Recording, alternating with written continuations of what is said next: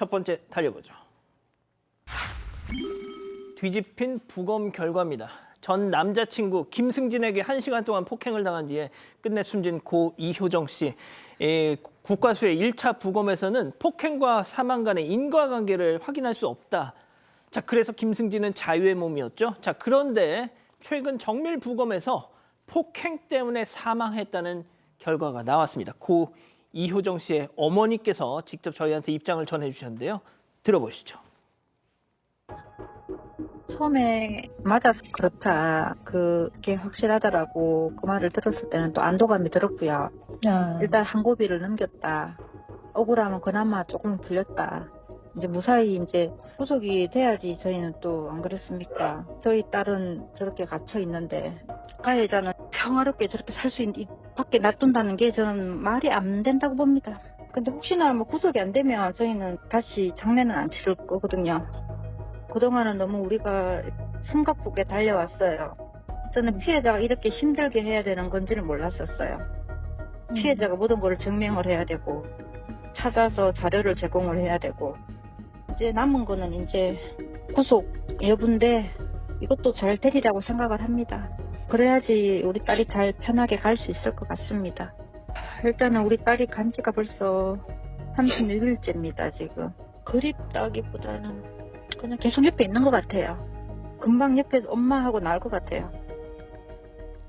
자, 양 변호사님, 이걸 뭐 다행이라고 표현해야 될지 모르겠습니다만 뭐가 됐든 정밀 부검 결과가 잘 나왔어요. 그러니까 이거는 사실 처음에 가해자도 그렇고 1차 수사에서도 이 피해자의 사망 원인이 폭행 때문은 아닌 것 같다라는 쪽으로 생각을 했던 겁니다. 그래서 구속을 시키지 않았던 겁니다. 하지만 말씀하신 것처럼 국과수에서 정밀 부검을 해봤더니 뇌출혈이 있었던 겁니다. 그러니까 이 폭력 때문에 그 폭행이 직접적인 원인이 돼서 피해자가 사망을 했고요. 혐의도 바꿨습니다. 그래서 상해치사로 혐의를 바꿔서 20일 날 영장실질심사를 한다고 하고 이례적으로 법원에서도 피해자 부모가 출석해서 얘기하는 걸 허락을 했다라고 하거든요. 지금 어머님 잠깐 얘기를 하셨지만 장례를 아직 치르지 못하고 있다고 하십니다. 구속 여부에 따라서 장례를 치를 계획이라고 하고요. 말씀드린 것처럼 처음에 구속을 시키지 않았던 이유는 이 폭행 때문에 피해자가 사망하지 않았다라고 봤기 때문입니다. 그런데 뇌출혈이라고 하는 건 정말 심각한 폭력이 있었다는 게 증명이 된 거거든요. 예. 저도 구속이 될 걸로 봅니다. 아, 그렇군요. 알겠습니다. 계속 좀 지켜보죠. 다음 이어갑니다. 또 택배 절도입니다. 제보 영상 만나보시죠. 저쪽에서 한 남성이 어슬렁 가게 쪽을 보면서 걸어오더니 갑자기 스톱! 주변을 휙 둘러보고 카페 앞으로 슬그머니 쓱 하더니 무엇에 쓰는 물건인가? 자, 번쩍 택배를 집어드는데요. 다시 주변을 또 쓱 보고는 일단 더듬이를 세우고 유유히 사라집니다. 자, 진짜 요즘 제보 영상 보면요. 한국인이 택배는 건들지 않는다. 이거 이제 옛말인 것 같아요. 너무 잘 건드려, 지금. 네, 지난 10일 경기도 부천의 한 카페에서 벌어진 택배 절도 사건입니다. 제보자는 전날인 9일 밤 가게 앞으로 택배가 배송됐다는 문자를 받았는데 막상 다음날 출근을 해보니 택배가 없었습니다. 옆 가게 CCTV를 확인했더니 오전 6시쯤 한 남성이 택배를 훔쳐가는 모습이 담겨 있었습니다. 제보자가 직접 파출소에 방문해서 신고하려고 했지만 한 경찰이 직접 손에 들어온 게 아니기 때문에 도난이 아니고 택배기사가 책임져야 할 분실물이라고 신고를 막았다고 합니다. 하지만 배송받은 업체 측은 도난이 맞다면서 일단 제보자가 사건을 접수하면 사건 담당 경찰에게 택배기사를 연결하겠다고 했다고 하는데요. 경찰은 보통 택배기사는 회사에서 책임져주는 시스템이기 때문에 환불해주고 만다는 말을 했고 제보자는 경찰이 절도 사건을 그냥 끝내버리려고 한 느낌이 들었다고 합니다. 결국 현재까지 경찰에 절도 신고를 하지 못한 상황입니다. 오 교수님, 저도 이게 무슨 말인지 잘 이해가 안 되는데요. 예, 저도 잘 이해가 안 가서 이 한 경찰관이 제보자에게 저 행위가 도난이 아닌 이 택배 기사가 책임을 져야 할 그 분실물이다. 근데 글쎄요, 이게 어떤 근거로 그렇게 얘기를 하는지는 모르겠습니다. 자, 사전적 의미로 보게 된다면 저 CCTV에 나오는 저 사람의 행동이 소위 도둑질 아닙니까? 예. 도둑질이니까 절도죠. 그러니까 절도가 아니면은 저걸 뭐라고 명명을 해야 되겠습니까? 그래서 이 제보자가 주변 경찰 관계자에게 물어보니까 아니 절도 신고 가능하다는 얘기를 들었다는 거죠. 예. 그래서 이 사람은 지금 이제 이 파출소가 아니고 다른 지역 경찰서에 방문해 직접 신고를 하려고 지금 고려하고 있는데 이 신고를 못하게 한 그 경찰관에 대해서도 민원을 넣는 그 방안도 생각을 하고 있다라고 합니다. 그래서 지금 이제 이 상황에서 본인이 어떻게 해야 될지 잘 모르겠다라고 얘기를 하고 계시는데요. 실제 이제 경찰 대응이 상당히 좀 뭔가 미흡하다라고 했을 때는 경찰서의 뭐 청문감사관실이라든가 또는 뭐 국민신문고 등을 이용을 해서 민원을 갖다 접수를 할 수 있으니까 이거는 뭐 절도 신고를 갖다가 당연히 해야 되는 사안이죠. 그러게 말입니다. 이거 좀 이해가 안 되네요. 자, 다음 또 이어가죠. 제발 하지 말라고 좀. 자, 하지 말라는 짓만 골라서 하는 사람들. 제보 영상 만나보시죠. 자, 커다랗게 저렇게 흡연 금지 현수막이 걸려 있는데 그 앞에서 보란 듯이 구름 과자를 피워대고 있는 저 남성. 야, 그 옆에 딱 보니까 지하철역 입구. 그러니까 여기는 엄연한 금연 구역. 그런데도 완전 당당하게 담배 연기를 내뿜고 있는 겁니다. 자, 박 교수님, 이 영상을 제가 시적으로 좀 표현해 보겠습니다. 소리 없는 아우성이라고 해야 할까요? 이런 이율배반이 어디 있는 거죠? 네, 저는 청개구리를 생각했는데 아. 정말 금연이라는 문구가 정말 크게 붙어 있어요. 흡연 금지. 그런데 딱 정말 그 문구 아래에서 담배를 피우시는 거죠.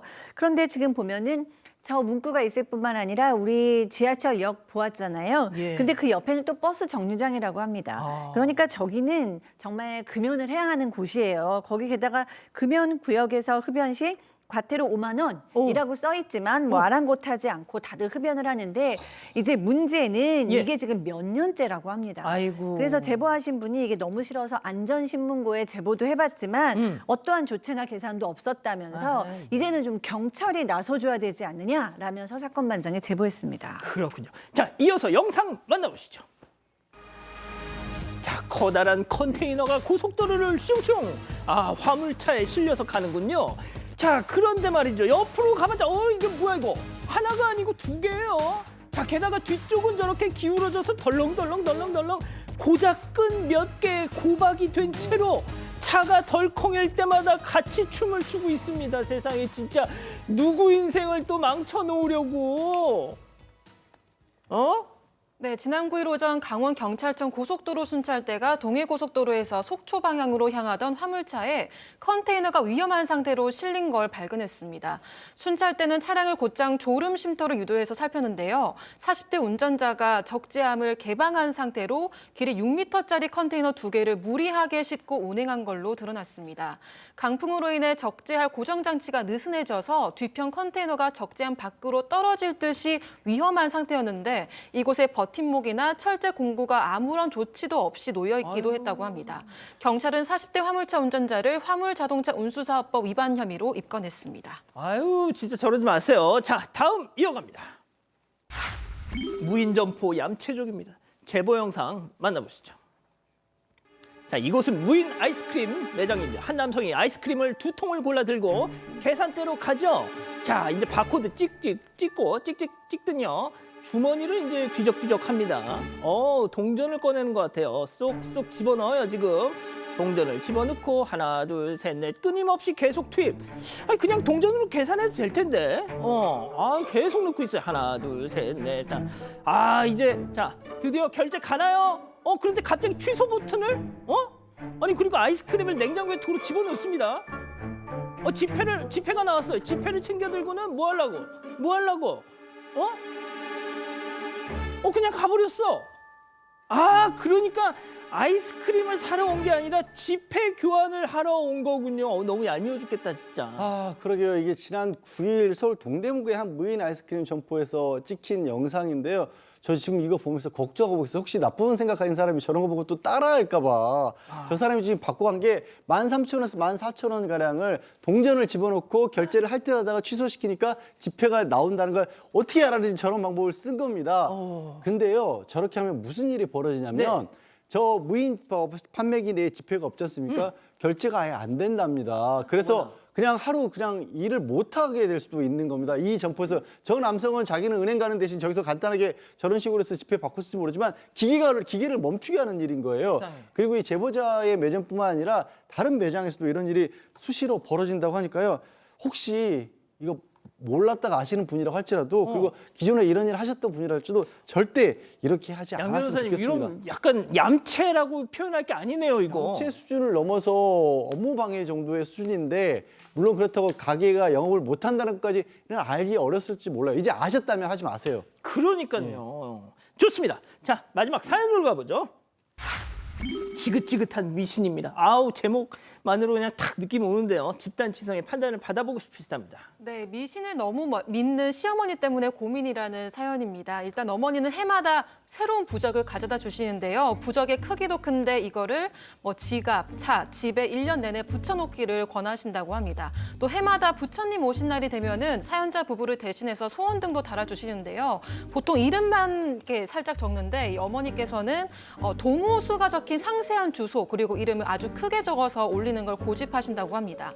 또 사연자 부부가 새 차를 샀을 때도 시키신 게 있는데요. 꼭 노을이 지는 저녁에 바퀴 앞에 생달걀을 놓고 동시에 밟으라고 하시고 바퀴마다 막걸리도 뿌리셨다고 합니다. 하지만 이걸 따라한 시동생이 정작 교통사고가 크게 나서 폐차 수준까지 됐는데요. 아, 저 같은 의식을 했는데 네, 그럼에도 시어머니는 이런 미신을 고집하신다고 합니다. 또 사연자가 시어머니를 설득해봐도 소용이 없고 남편은 진작에 포기를 해서 그냥 놔두라고 하면서 대판 싸운다고 하고요.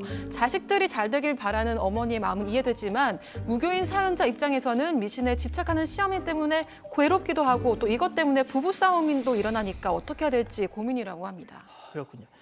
이제 날달걀에 이게 밟고 지나가라 그런 다음에 이제 막걸리로 다 똑같이 했는데 시동생은 정작 교통사고가 났어.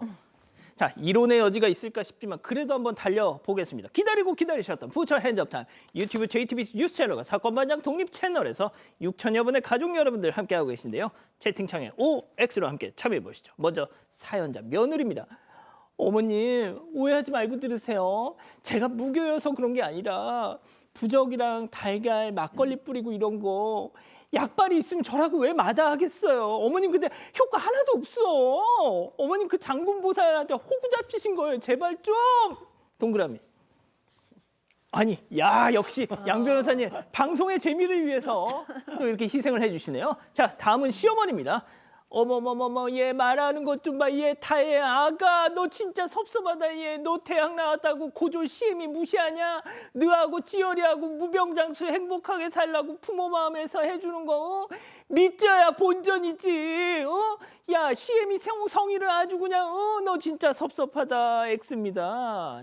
아이 뭘 또 그렇게 또 소심하게 하세요. 자, 박 교수님부터 달려보겠습니다. 네, 뭐 어머니께서 미신을 좋아하시고 거기에 의지하는 게 어머니 인생에서는 자유인데 이제는 결혼한 독립된 가정이잖아요. 그런데다가 그냥 재미로 들어주기에는 지금 부부싸움이 일어나고 있어요. 그러니까 이거는 어머니께서 아들 가정을 존중해주지 않는 수준이다. 이거는 그 가정에 대해서 저는 침범하는 좀 과하다. 뭐 부적 정도 주시는 게 아니라 이런 건 좀 과하다. 그래서 어머니께서 이 가정을 더 배려하시고 존중하실 필요가 있다라고 생각을 합니다. 아 그렇군요. 자, 오 교수님요.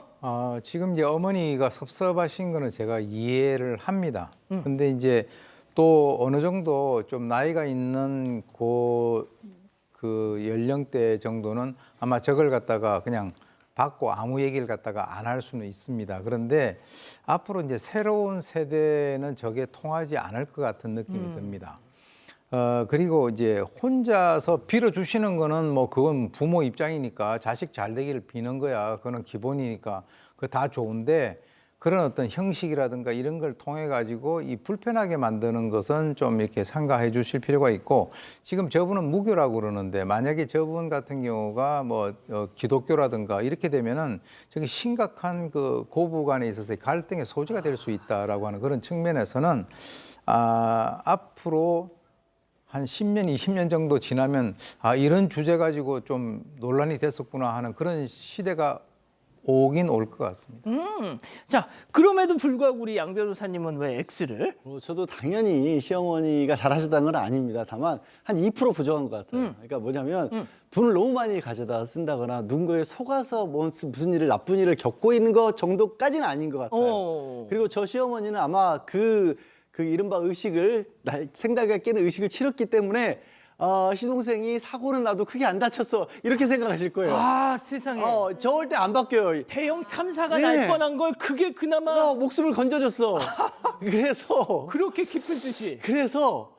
그냥 불편하지만 불편한 걸 감추실 필요는 없고요. 불편한 티를 내세요. 그래서 서서히 좀 정리를 해가셔야지 이거 급하게 딱 끊으려고 하면 안 될 것 같아요. 다만 관찰은 하세요. 혹시라도 진짜 뭐 이른바 호구 잡혀 진짜 큰 돈 뜯기지 않도록 관찰을 하셨으면 좋겠습니다. 그렇군요. 자, 백다희 아나운서, 우리 가족 여러분들 뭐라고 하십니까? 네, 가족분들 중에서는요. 레이크 루이즈님은 연등 올릴 때 주소까지는 안 붙입니다. 어머님 좀 과하긴 하시네요라고 하셨고요. A+님은 개인정보 노출 때문에 집이 털렸다고 하소연해 보세요. 이렇게 거짓말이라도 해서 고쳐야 될 것 좋은 방법. 같습니다라고 하셨습니다. 그리고 리미인담님은 너무 크게 스트레스 안 받아도 될 것 같습니다. 과하게 부적을 엄청 돈 주고 사거나 그런 게 아니라면요라고 하셨고요. 양 변호사님 말씀하고 같네요. 네, 그렇습니다. 그리고 신수님은 어머님 마음이라고 이해하고 넘어가세요라고 하셨습니다. 좋습니다. 가족 여러분, 여러분들의 구독이 사건 반장의 힘이 됩니다. 구독과 좋아요 부탁드립니다.